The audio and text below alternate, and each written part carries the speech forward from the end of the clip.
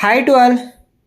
ఈరోజు మనం ఈ మధ్య చాలా ప్రాచుర్యం పొందిన ప్లాస్టిక్ మల్చింగ్ షీట్ ఎందుకు వేయాలి, అది వేయడం వల్ల లాభాలు ఏంటో మనం ఇప్పుడు తెలుసుకుందాం. అయితే ఈ ప్లాస్టిక్ మల్చింగ్ షీట్ని మనం వేస్తే కనుక ముందుగా నీటి ఆదా, అంటే మనకు మొక్క చుట్టూ ఉండే తేమ అనేది ఆవిరవ్వకుండా ఉంటుంది, కాబట్టి నీరుని ఆదా చేసుకోవచ్చు.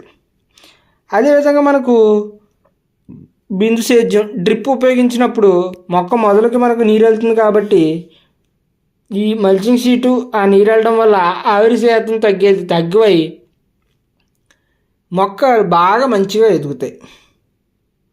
కలుపు మెయిన్గా ప్రాబ్లం ఏంటంటే మనకి పొలాల్లో కలుపు వస్తూ ఉంటుంది. ఆ కలుపు అనేది మనకు సూర్యరశ్మి నేరుగా నేలను తాకుండా ఉండడం వల్ల ఆ కలుపు అనేది మొలకెత్తదు, కాబట్టి మొలక రాదు, కాబట్టి కలుపు రాదు. కలుపు రాదు కాబట్టి మనకు ఈ మల్చింగ్ షీట్ వేసుకోవడం వల్ల ప్లాస్టిక్ మల్చింగ్ షీట్ మంచిదే. ఇంకొకటి ఏంటంటే వర్షాకాలం మనం చూసినట్లయితే వర్షం నేరుగా మనం అందంగా బెడ్లు కడతాం, మట్టి బెడ్లు.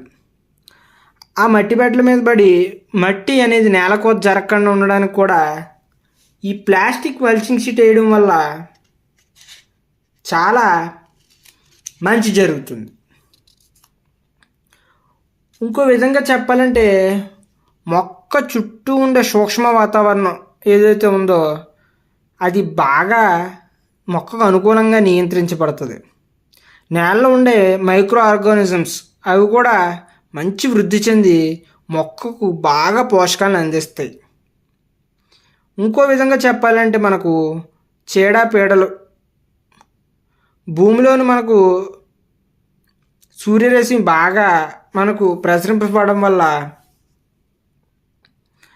తెగుళ్ళు నివారిస్తుంది.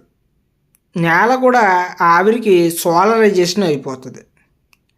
వేసిన నేలలో ఎరువులు భూమి బాగా లోపల పోలకుండా ఈ కలుపు నివారణ జరిగి, ఒకవేళ ఈ కలుపు మందులు కూడా కొట్టం కాబట్టి కలుపు ఎలాగో రాదు, కాబట్టి ప్లాస్టిక్ మల్చింగ్ చేయడం వల్ల ఆ ఖర్చు కూడా మనకు తగ్గిపోతూ ఉంటుంది. దిగుబడులు కూడా మామూలు పంట కంటే కూడా ఈ ప్లాస్టిక్ మల్చింగ్ షీట్ వాడడం వల్ల ఈ మైక్రో ఆర్గానిజమ్స్ ఉంటాయి, కాబట్టి మంచి ఎక్సలెంట్ అయిన దిగుబడులు అనేవి వస్తాయి. అయితే మనకు మల్చింగ్స్ అనేది చాలా రకాలుగా ఉంటాయి.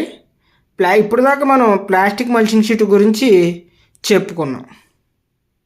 భూమిలో ఎల్లప్పుడూ కూడా మనకు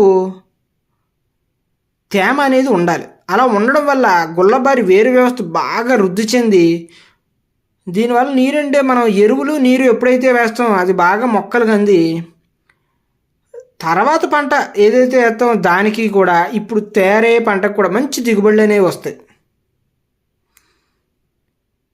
థ్యాంక్స్ ఫర్ వాచ్.